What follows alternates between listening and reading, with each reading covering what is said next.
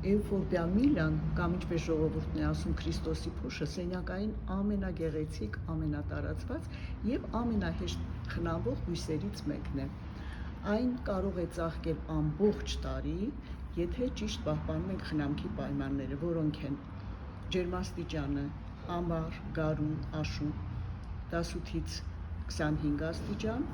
ձմռանը 18-ից 13 աստիճան, ջրում ենք հողը, երբ լավ չորացած է լինում,